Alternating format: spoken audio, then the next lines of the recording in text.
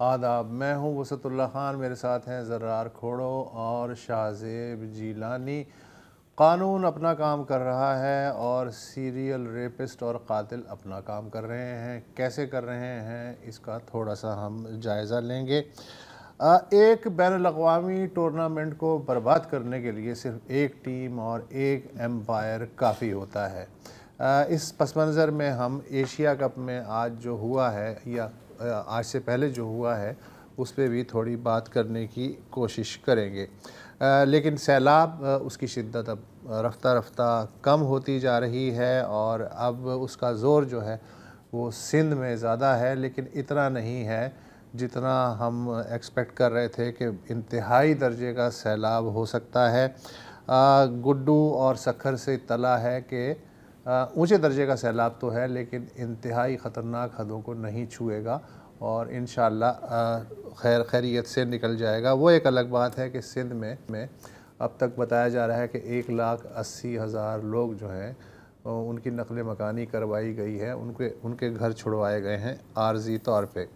पंजाब में अब जो रेस्क्यू का मिशन है वो तकरीबन इख्तितामी मराहिल में है और रिहैबिलिटेशन का जो मामला है वो अब आगे आ रहा है। वज़ीर आला ने आज ऐलान किया है कि जो घर सैलाब से तबाह हुए हैं मुकम्मल तबाही पे 10 लाख रुपए हुकूमत मुआवजा देगी, जुज़वी तबाही पे 5 लाख रुपए, मवेशी अगर बह गए हैं या मर गए हैं तो 5 लाख रुपए तक, तादाद पे डिपेंड करता है कितने मवेशी हैं। और किसानों को जिनकी ज़मीनें ज़ेर आब आई हैं 20,000 रुपये फ़ी एकड़ तक मदद मिल सकेगी। पंजाब के 28 अज़ला मुतासिर हुए हैं और उनमें नुकसानात का सर्वे शुरू हो चुका है। हम वक्तन फ़वक्तन ऐसी NGOs का भी ज़िक्र करते आए हैं। हुकूमत तो अपनी जगह खैर काम करती ही है, लेकिन बड़ी बड़ी और छोटी छोटी NGOs आज से नहीं हमेशा से हाथ भी बटाती हैं और अपने तौर पे मसाइब का ज़ोर कम करने की कोशिश करते हैं। माजी में भी हम आपको इंट्रोड्यूस कराते रहे हैं, आज भी हम एक NGO से आपको इंट्रोड्यूस करा रहे हैं और इसका नाम है दस्तक फाउंडेशन। पिछले 29 बरस से ख़वातीन के हुकूक़, जेंडर इशूज़, सेहत के हुकूक़ और माहौलियाती इंसाफ और क़ानूनी मावनत के लिए काम कर रही है। इन मसाइल व मामलात पे होने वाले आलमी इज्तिमाआत का भी हिस्सा बनती है।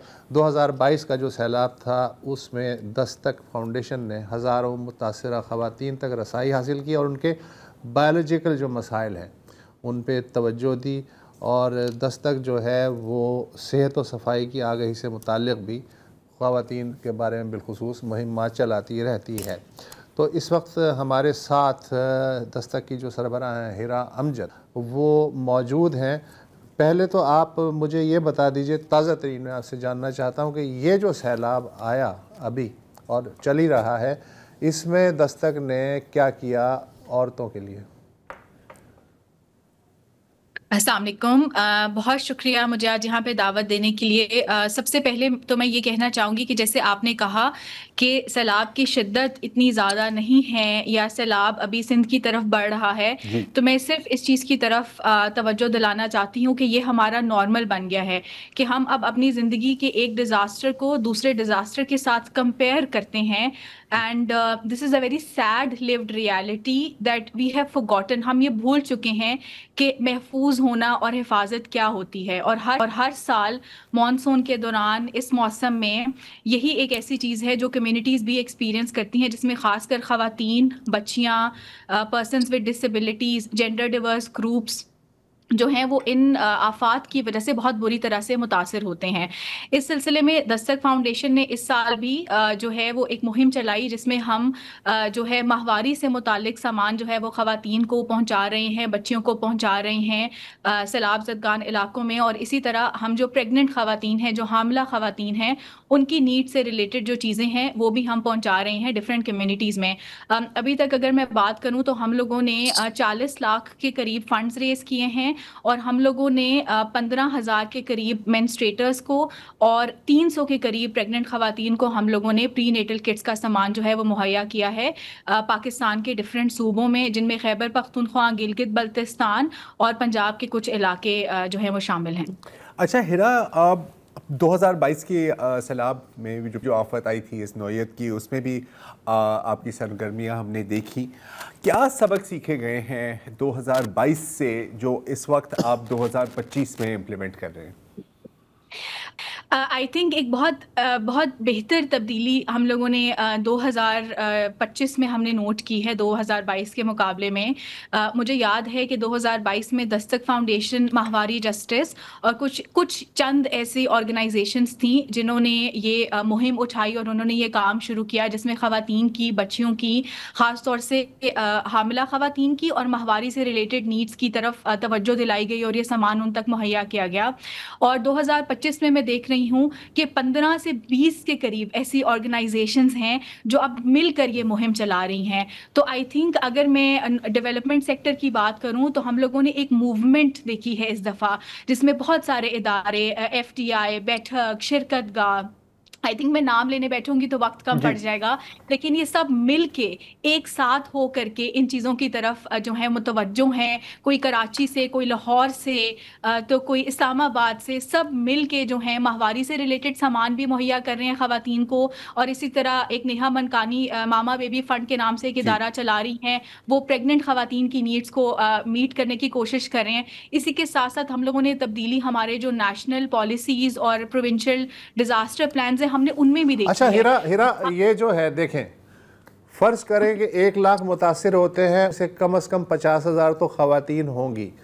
جو مسئلہ ہے اس کا جو دائرہ ہے بہت ہی بڑا ہے. تو یہ چند تنظیمیں کتنا بھی زور مار لیں اس دائرے کو تو میٹ نہیں کر سکتی. جتنی آپ کو اویئرنیس ہے، اس سنگینی کا احساس ہے کہ خواتین کے جو مسائل ہیں وہ ڈیفرنٹ ہوتے ہیں، انہیں ڈیفرنٹ طریقے سے نمٹنے کی ضرورت ہے. کیا ریاستی اداروں کو بھی احساس ہے؟ کیا وہ بھی اس سمت سوچتے ہیں اور تعاون کرتے ہیں؟ اگر میں 2022 کی بات کروں تو نہیں، میرا جواب نہ میں ہوتا. لیکن اگر میں 2025 کی بات کروں تو جو ہماری کرنٹ پالیسی ہے اس میں ریپروڈکٹیو ہیلتھ جو ہے اس کو مینشن کیا گیا ہے اور اس کی طرف توجہ دلائی گئی ہے. لیکن افسوس کی بات یہ ہے کہ ماہواری جو کہ ایک بہت اہم حصہ ہے کسی بھی عورت، کسی بھی بچی، بالغ بچی کی زندگی کا، اور ہر مہینے اس سے گزرنا پڑتا ہے، آئی تھنک اس کی طرف توجہ ابھی بھی اس حد تک نہیں دی جا رہی جس حد تک ہونی چاہیے. اور میں آپ کے ساتھ یہ ضرور شیئر کرنا چاہوں گی کہ ہمارے پاس بہت سارے ایسے کیسز بھی آئے ہیں جن میں بچیوں کو ڈسپلیسمنٹ کے دوران پہلی دفعہ ماہواری سے گزرنا پڑتا ہے، اور وہ ایک بہت ہی ٹرومیٹک عمل ہوتا ہے اور اس دوران آپ کو سپورٹ کی بہت سخت ضرورت ہوتی ہے. تو اس میں ہمیں کمیونٹی سے بڑی خوبصورت کہانیاں اور باتیں سننے کو ملی کہ اپر چترال کے ایک گاؤں میں ایک خاتون نے سلائی کا کام کرتی تھی وہ، تو انہوں نے اپنے دکان میں کپڑا اکٹھا کر کے پیڈز بنا کر کے وہاں کمیونٹی میں خواتین میں تقسیم کیے. سملرلی خانزادی کے نام سے ایک ہماری پارٹنر ہیں جو سندھ میں موجود ہیں، انہوں نے بھی سلائی کر کے پیڈز وہاں پہ کمیونٹی میں تقسیم کیے. سو حکومتی سطح پر اس چیز کی طرف ابھی توجہ کو دلانا چاہیے جو کہ بہت ضروری ہے، اور ابھی اس حد تک کام اس پہ نہیں ہو رہا. اچھا ہیرا، ایک سوال میرا یہ ہے کہ آپ نے ماہواری پہ تو تفصیل سے بات کی اور پریگننسی بھی جو ہے بہت ریئل ایشو ہے، لیکن اس کے علاوہ اور کون سے ایسے ایشوز ہیں جو خواتین کو درپیش ہوتے ہیں اور مرد کے ذہن میں بھی نہیں آتے کہ ہماری آدھی آبادی کو یہ مسائل بھی ہیں؟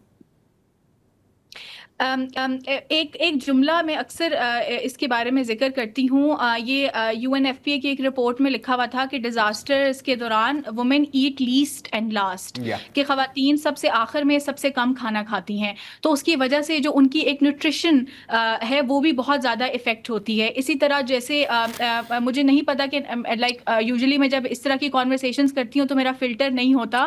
ہم ابھی نیشنل ٹیلی ویژن پہ بات کر رہے ہیں، آئی ہوپ میری باتوں کو پازیٹیو اور مثبت نظریے سے دیکھا جائے گا.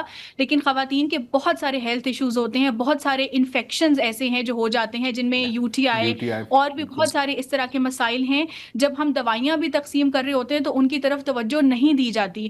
اور آپ یقین نہیں کریں گے، یہ بہت ہی پینفل جو ہے نا یہ علامات ہیں جن سے خواتین گزر رہی ہوتی ہیں. لاسٹ ٹائم جب ہم عمر کوٹ والی سائٹ پہ فلڈ ریلیف کا کام کر رہے تھے تو وہاں پہ خواتین مجھے ہنس کے اپنی تکلیف کا اظہار کر رہی تھی، اور میں سوچ رہی تھی کہ یہ کس طرح اس سب سے روزمرہ زندگی میں گزر رہی ہیں، اور ان سب چیزوں کی طرف توجہ بالکل بھی نہیں دلائی جاتی. اسی کے ساتھ ساتھ ایک اور چیز کا میں ضرور یہاں پہ ذکر کرنا چاہوں گی، بریپ کے نام سے ایک علاقہ ہے اپر چترال میں، وہاں پہ جب glacier lake outburst flooding ہوتی ہے تو گاؤں 2 حصوں میں تقسیم ہو جاتا ہے. اب ایک سائڈ پہ گاؤں ہے لیکن دوسری سائڈ پہ ہسپتال ہے.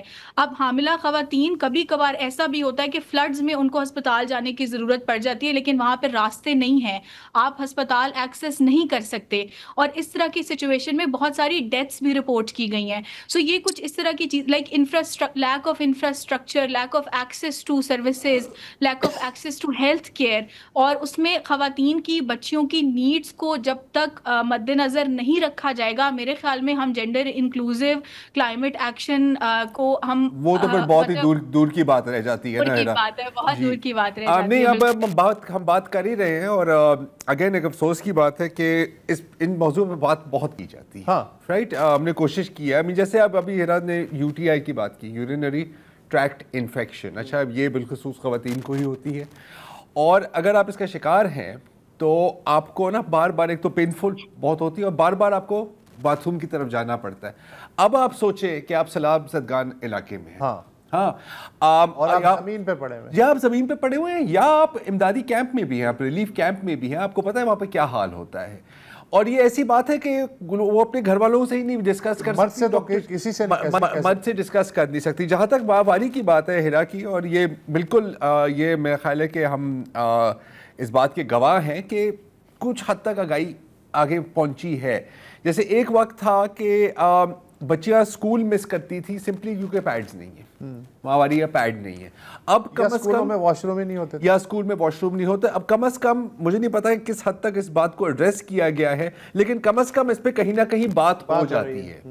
جی اچھا، اب ہیرا جی ایک اور چیز عرض کر سکوں پلیز، ایک پوائنٹ رہ گیا، میں اس پہ بات کرنا چاہ رہی تھی کہ جینڈر بیسڈ وائلنس بھی ایک ایسی چیز ہے جس پہ خواتین اور بچیاں اور زیادہ ولنریبل ہوتی ہیں. ہمارے پاس بہت سارے ایسے کیسز بھی آتے ہیں کہ ریلیف کے دوران ہمیں ٹریپ کر کے واٹس ایپ میسیجز کے تھرو بلایا گیا کہ یہاں پہ سامان مل رہا ہے، and then they were subjected to violence. تو آئی تھنک یہ بھی ایک بہت امپورٹنٹ چیز ہے جس میں جب لوگ ڈسپلیسڈ ہوتے ہیں، وہ ٹینٹس میں اس طرح کمیونٹیز میں یہاں پہ رہ رہے ہوتے ہیں، تو ایکسیسربیٹڈ کیسز آف وائلنس بھی ہم نے یہ آپ حال کی بات کر رہی ہیں، یہ ان سیلاب کے دوران ہوا ہے؟ آپ ہر سیلاب میں کرنٹ میں obvious ہر سیلاب کے دوران یہ چیزیں رپورٹ کی گئی ہیں.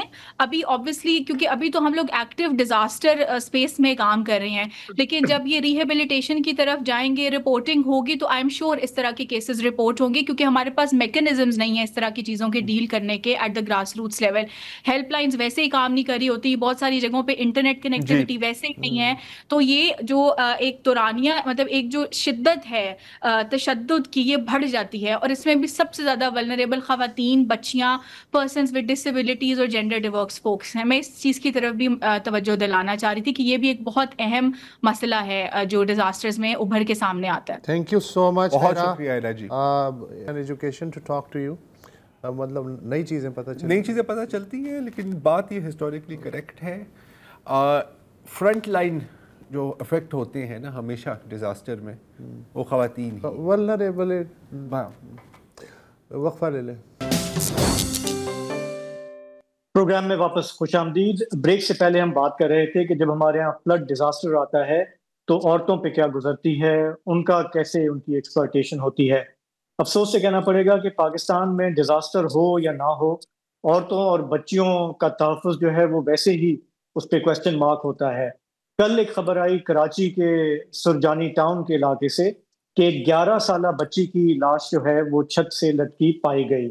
آج ہماری جو کراچی کی پولیس سرجن ہیں، انہوں نے پوسٹ مارٹم کے بعد تصدیق کی کہ اس بچی کا پہلے ریپ ہوا تھا، اس کے بعد گلا گھونٹ کر اس کو قتل کیا گیا. آج جو اس کے لواحقین ہیں، جو فیملی والے ہیں، وہ تذبذب میں نظر آئے کہ پولیس کے پاس وہ شکایت درج کریں یا نہ کریں.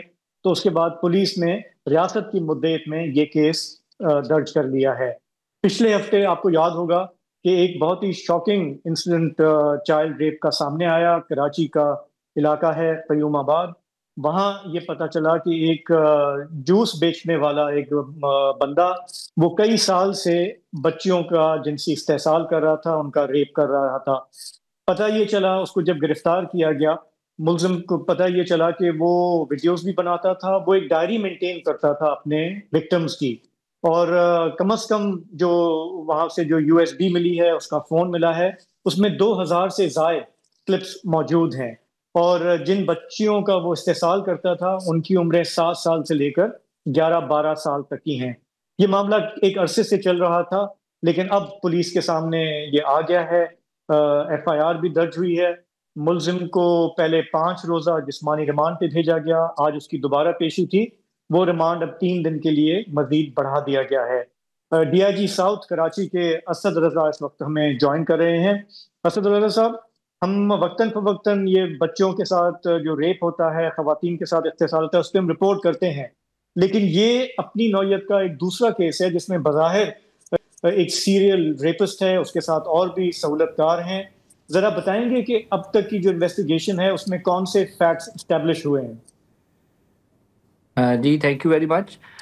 جیسے کہ آپ نے ابتدا میں بتایا کہ جو چائلڈ ابیوز ہے وہ بالکل ایمرجنسی سچویشنز ہوں یا نان ایمرجنٹ سچویشنز ہوں، چائلڈ ابیوز جو ہے وہ بہت زیادہ پرویسو ہے ہماری سوسائٹی کے اندر، اور میں سمجھتا ہوں کہ جیسا کہ یہ کیس ہمیں ملا ڈیفینس کے اندر، اور اس قسم کے دیگر بھی کیسز جو ہیں وہ وقتاً فوقتاً ہمیں رپورٹ ہوتے رہتے ہیں۔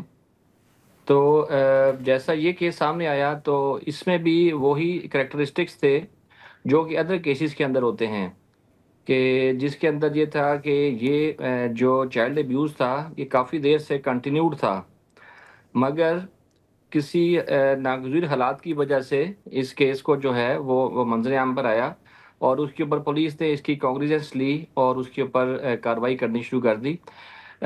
بالکل جیسے آپ نے فرمایا کہ یہ جو چائلڈ ابیوزر تھا، جو کلپریٹ ہے، یہ بالکل اس کمیونٹی کے اندر پچھلے 10 سال سے رہائش پذیر تھا، اور جیسا کہ دیگر چائلڈ ابیوز کیسز میں ہوتا ہے کہ اس نے اپنی ایک وہاں پر ایک ایسی سچویشن قائم کی ہوئی تھی جس کے اندر اس نے بچوں کے ساتھ ایک کمفرٹ اور ٹرسٹ کا لیول مینٹین کیا ہوا تھا، گرومنگ کی تھی ان کی، مطلب ایک لحاظ سے جیسے کہتے ہیں۔ جی ہاں جی، جو کہ میں سمجھتا ہوں کہ بیسک جو اگر آپ اناٹومی اسٹڈی کریں کسی بھی چائلڈ ابیوز کیس کی، تو اس کے اندر سب سے جو بڑا ایلیمنٹ ہوتا ہے وہ یہی ہوتا ہے کہ اس کے اندر جو ہے بچوں کے ساتھ ایک کانسینٹ، اس کی رضامندی یا پھر اس کی جو ہے وہ کمفرٹ جو ہے اس کو ڈیولپ کیا جاتا ہے، ٹرسٹ کو ون کیا جاتا ہے، اور اس کے بعد اس کو ایکسپلائٹ کیا جاتا ہے۔ اس کیس کے اندر بھی جو ہے یہ جو آدمی جو کہ کبھی شربت کی دکان تھی اس کی، پھر اس کے بعد کبھی اس نے جو ہے وہ گروسری سٹور بنایا، تو یہ ایک قسم کا سو کالڈ جو ایک کینڈی مین تھا، یہ بچوں کو لیور کرتا تھا، اور اس کی جو رہائش گاہ تھی وہ بھی بالکل اس کی شاپ کے بالکل نزدیک تھی، اور اس کو یہ ٹیکٹ آتا تھا کہ کیسے بچوں کو لیور ان کرنا ہے، کیسے ان کو لاٹری سسٹم کے اندر لے کے آنا ہے، اور اس کے بعد ان کو اسد لیور رضا کر صاحب، کے ابھی تک آپ نے کتنے وکٹمز آئیڈینٹیفائی کیے ہیں؟ کتنے بچوں کو اس نے ٹارگٹ کیا تھا اب تک؟ جی ابھی جو ہم نے ویڈیوز ہمیں ملی تھیں وہ تقریباً کوئی 100 کے قریب ویڈیوز تھیں، اور اس کے اندر جو جیسے ہی ہمیں ویڈیوز ملیں اس میں کئی ایسے بچے تھے جو کہ آئیڈینٹیفائیبل تھے، کچھ آئیڈینٹیفائیبل نہیں تھے، چونکہ یہ ایک 10 سال کے عرصے میں جو ہے وہ یہ طویل ہے، مگر ہم نے فوراً جو ہے وہ ایک آؤٹ ریچ جو ہے کمپین وہ سٹارٹ کی اس کمیونٹی کے اندر، جو کہ ایک لو انکم کمیونٹی ہے، جہاں پر کئی ایسے لوگ بھی رہتے ہیں جو کہ ہوم لیس بھی ہیں، مائیگرینٹس بھی رہتے ہیں یہاں پر۔ تو ابھی تک جو ہمیں تقریباً 15 کے قریب فیملیز جو ہیں انہوں نے ہمارے پاس آ کے کنفائڈ کیا ہے، ہمیں بتایا جی کہ ہمارے بچے جو ہیں وہ متاثرین میں شامل ہیں۔ ان میں اچھا سے شورلی، جو 7 یہ اکیلا نہیں تھا، آپ کی جو انیشل میں نے رپورٹنگ دیکھی ہے اس میں اس کے سہولت کار بھی تھے، ان کے بارے میں کچھ بتائیں گے؟ یہ کوئی گینگ ہے، یہ کوئی مافیا ہے، کیا سین ہے یہ، یا وہ اکیلا آپریٹ کر رہا تھا؟ جی ہاں، جیسے کہ ہوتا ہے کہ بیڈ کمپنی آف کورس ایسی چیزوں کی پریکرسر ہوتی ہے، مگر اس کے اندر جو اس ایکٹ کے اندر جو ہے وہ سولو تھا، اس کے اندر اس کا کوئی ایسا جو پارٹنر نہیں تھا، اس کا ایک ویسے ایسوسیٹ تھا جو اس کے ساتھ اس قسم کی حرکات میں پہلے ملوث رہا ہے، مگر وہ جو آدمی تھا وہ تقریباً 3 سال قبل وہ کسی ٹریفک حادثے کے اندر وہ ہلاک ہو گیا تھا، اور اس کے بعد یہ سولو ہی وہاں پر رہتا رہا ہے۔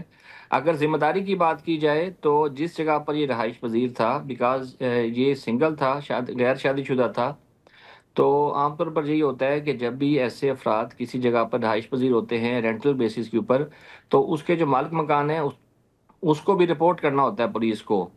تو جو اس کا مالک مکان تھا اس نے ایسی کوئی اطلاع نزدیکی پولیس اسٹیشن میں نہیں دی تھی، جس کی وجہ سے ہم نے اس مالک مکان جو ہے اس کے خلاف بھی کارروائی جو ہے اس کے کو انیشیٹ کیا ہے، اس کے خلاف بھی ایک ایف آئی آر درج کر لی گئی ہے۔ ٹھیک ہے، باقی فی الحال ابھی تک 7 جو ہیں کیسز ہم نے اس کے خلاف درج کیے ہیں، جس میں پی پی سی کے اور اس کے علاوہ پی کیٹ کے تحت جو ہے اس کو ہم کارروائی کر رہے ہیں۔ ٹھیک ہے۔ اچھا رضا صاحب، ہمیں یہاں پر ایک وقفہ لینا ہے، کچھ اور مزید سوالات بھی آپ ہمارے ساتھ رہیے، we'll be right back. Welcome back جی۔ کراچی کے قیوم آباد علاقے میں ایک مبینہ سیریل ریپسٹ گرفتار ہوا ہے۔ اس وقت ہمارے ساتھ ہیں D I G south Asad Raza sahab. Raza صاحب، یہاں پر سسٹم تھوڑا سا الٹا چلتے ہوئے نظر آیا ہے مجھے کہ آپ کے ہاتھ ایک یو ایس بی آتی ہے، اور شکر ہے کہ وہ آپ کے ہاتھ آ گئی، جس میں پھر پتہ لگتا ہے کہ اس شخص نے پتہ نہیں 100+ چلڈرن یا 100+ ویڈیوز ہیں اس میں، جس میں وہ بچوں کو اور بچیوں کو مولیسٹ کر رہا ہے۔ وہاں سے آپ وکٹمز کی شناخت کرتے ہیں، آپ کمیونٹی میں جاتے ہیں، آپ ان وکٹمز کو ڈھونڈتے ہیں، ان کے والدین کو ڈھونڈتے ہیں، اور پھر وہ والدین آپ کے بتانے کے بعد وہ ایف آئی آر لانچ کرتے ہیں۔ اب یہاں پر میرے ذہن میں ایک بہت بڑا سوالیہ نشان یہ آتا ہے کہ کیا ان بچوں یا ان بچیوں نے جا کر اپنے والدین کو کچھ نہیں کہا، اتنا کمفرٹ لیول اس درندے نے ڈیولپ کر لیا تھا ان کے ساتھ، یا پھر والدین نے ان کو اتنا کانفیڈنس نہیں دیا کہ وہ آ کے اس طرح کی بات کر سکیں۔ یہاں پر میں پڑھ رہا ہوں کہ 2 لڑکیوں کا کہنا تھا کہ جی کہ اب وہ ایف آئی آر میں ہے کہ والدین کہہ رہے ہیں کہ جی کئی دنوں سے، جن کی عمر 10 اور 12 سال تھی، کئی دنوں سے وہ اپ سیٹ تھے، کہتے تھے کہ ہماری جسم میں دردیں ہو رہی ہیں، لیکن والدین نے اس کے پہلے نوٹس نہیں لیا۔ کیا یہ بھی ہو سکتا ہے کہ والدین کو پتا ہو لیکن وہ بدنامی کے خوف سے یا اس لحاظ سے کہ پولیس بھی کیا کر لے گی وہ آپ تک نہ پہنچے ہوں؟ ملٹی فیکٹرز ہو سکتے ہیں نا۔ جی میں اس میں عرض کروں کہ جیسے آپ کہیں کہ جیسے یہ جو ساری ایک چین آف ایونٹس ہوئی ہے، اگر اس کو ڈائسیکٹ کریں تو ہمیں ایشو کی ادراک میں کافی مدد ملے گی۔ جیسے کہ آپ خود فرما رہے ہیں کہ 100+ وکٹمز ہیں، مگر ابھی تک ہمارے پاس جو رپورٹس ہوئی ہیں وہ صرف 6 یا 7 ہیں۔ اس میں بہت زیادہ جو رول ہے اس کا کہ وہی جو ایک سوشل سٹگما ہے اس کے ساتھ، ہمیں دیکھنا ہے کہ اس کو ہم کیسے ڈو اوے ود کر سکتے ہیں۔ اس کے اندر جو ایشو آف رپورٹنگ ہے وہ بہت زیادہ ہے، اور اس میں آف کورس جو رپورٹنگ چینلز ہیں، جیسے کہ لوگوں کا پولیس کے اوپر ٹرسٹ ہے، یا پھر لوگوں کی ایز ہے کہ اس ایشو کو وہ کنفرنٹ کریں اور اس کو پھر لیگل جو ہے اس کو لیگل طریقے سے اس کو جو ہے ٹیکل کریں، اس چیز کو بھی انکریج کرنے کی ضرورت ہے۔ اسی طرح سے لوگوں کی اندر کمیونٹی کے اندر جو ہے، جیسے کہ آپ دیکھیں کہ یہ جو کرمنل تھا یہ تقریباً 10 سال سے اس کمیونٹی کے اندر ایکٹیو تھا، مگر کسی کمیونٹی ممبر کو جو ہے ایسی اویئرنیس نہیں تھی، سینسٹائزیشن نہیں تھی کہ وہ اس کو پوائنٹ آؤٹ کر سکتا، نہ ہی لینڈ لارڈ، نہ ہی اس کے نیبرز، اور نہ ہی وہ تمام کنسرن پیرنٹس جن کے بچے جو ہیں جن کو وکٹمائز کیا گیا ہے، انہوں نے اس کی طرف کوئی بھی فنگر پوائنٹنگ کی۔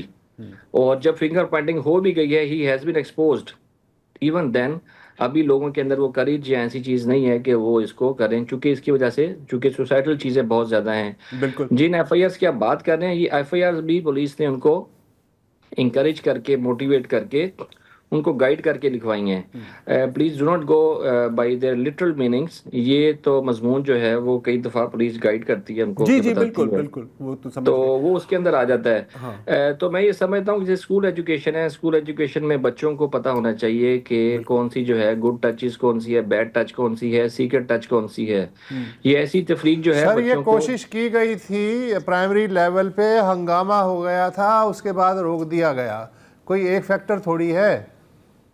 جی تو دیکھیں یہ چیزیں تو وہ ہیں کہ پھر اس کے پھر اس سوسائٹی کو یا کمیونٹی کو پھر اس کے نقصانات جو ہیں وہ اٹھانے پڑتے ہیں، جیسا کہ بچوں کی جو پرسنل ہیلتھ ہے یا پھر ان کا جو فیوچر ہے وہ پھر ایسی چیزیں اور یہ کمپرومائز اس طرح ہوتی کے ہیں. لوگ ان چیزوں کا ہی تو فائدہ اٹھاتے ہیں نا. اچھا، اور یہ ڈونٹ آسک ڈونٹ ٹیل کا. اور جی، ایک اور اور چیز میں دوسرا ایک اور چیز ایڈ کروں گا سر کہ اس میں یہ ہے کہ جو فیڈرل گورنمنٹ نے ایک اینٹی ریپ جو ہے ٹرائل اینڈ انویسٹیگیشن ایکٹ جو ہے 2021 میں اس کو بھی انیکٹ کیا تھا، جس کے تحت ایک اچھی چیز ہے کہ جس میں تمام پروونسز کو کہا گیا ہے کہ سیکس اوفینڈر جو رجسٹریز ہیں وہ قائم کریں، اور جو ایسے جرائم میں مبتلا افراد ہیں ان کی لسٹیں تیار کی جائیں اور کمیونٹی لیول کے اوپر ان کو جو ہے سپریڈ کیا جائے. بالکل اس سے یہی فائدہ ہوگا کہ ایسے لوگ جو ہیں جب کسی کمیونٹی کے اندر چلے جاتے ہیں، رہائش پذیر ہوتے ہیں، جگہ چینج کرتے ہیں، تو ان کی بھی جو ہے وہ کرنا ضروری ہے، تاکہ ان کے پڑوسیوں کو پتہ تو لگے نا کہ کس طرح کا بندہ آ رہا ہے. یہ سیکس اوفینڈر رجسٹری امریکہ میں بھی استعمال ہوتی ہے، وہاں پہ تو آپ آن لائن چیک کر سکتے ہیں کہ آپ کے پڑوس میں کوئی اس طرح کا بندہ رہتا ہے. وہ بھی تو پہنا ہے نہیں، ان کو خود آپ کے گھر جانا ہوتا ہے اور کہتا ہے کہ سر میں رجسٹرڈ سیکس اوفینڈر ہوں، میں اگلے والے گھر میں رہ رہا ہوں. کہ ہمیں دیکھنا ہوگا کہ ہم نے اس کو جو ڈیل کرنا ہے اس چیز کو، صرف پیونیٹیو اس کا نہیں ہو سکتا، اس کے تھیراپیوٹک جو ہیں وہ بھی ہمیں چیزوں کو دیکھنا پڑے گا. It's a mental illness also. اور لوگ جو ہیں جو پھر ایسے وکٹمس ہیں وہ کئی دفعہ اسی چیز کے وکٹم جو ہیں وہ بھی اور پھر وہ سائیکل آف ابیوز ایک بار پھر پرپیچویٹ ہوتی ہے. جی بالکل، وہ سٹارٹ ہو جاتا ہے. بالکل. تو ہم کافی فیکٹرز ہیں، میرا خیال ہے کہ ایسے جتنے بھی کیسز ہیں یہ فیکٹرز سرکار رہیں گے، اس لیے کہ کوئی سٹرکچر نہیں ہے کہ جس کی بنیاد پہ ان فیکٹرز کو ڈیل کیا جا سکے. لیکن ہم دیکھیں، ہم یہی بات کر سکتے ہیں نا کہ کیا سٹرکچر ہونا چاہیے. بس اگین بہت بہت شکریہ آپ کا اسد رضا صاحب. ایک چیز ہے جو ابھی تک میں ذہن میں اٹک رہی ہے، یہ قیوم آباد کا علاقہ. آپ نے دیکھا قیوم آباد کا علاقہ، رائٹ؟ کو ایسا نہیں ہے کہ ایک بستی ادھر ہے اور پھر 50 گنجان علاقہ ہے، رائٹ؟ یہ سنگل بندہ ہے، 10 سال سے رہ رہا ہے، 10 سال سے رہ رہا ہے. یہ اپنے کمرے کے اندر یہ ویڈیوز بنا رہا ہے نا. تو جو بچے ہیں اور بچیاں آتے جاتی ہیں، کیا کسی کی کوئی نظر نہیں ہے؟ یار یہ آپ حیرت کر رہے ہیں. نہیں، میں حیرت نہیں. سیریل کلر جاوید اقبال تھا لاہور کا، گڑی شاہو کا، اس نے 100 سے زائد بچوں کو تیزاب میں گھولا تھا.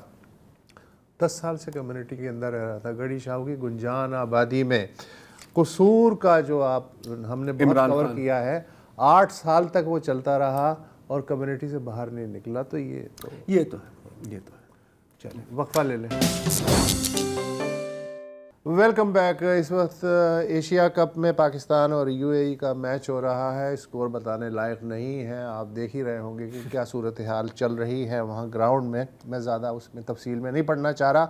میرا اپنا خیال ہے کہ اگر اس ٹورنامنٹ کا کوئی مین آف دا میچ ہو تو وہ ہونا چاہیے امپائر اینڈی بائی کرافٹ، جن کی وجہ سے اس میچ میں ہمارے حساب سے تھوڑی سی رونق اور بدمزگی کا آمیزہ تیار ہوا.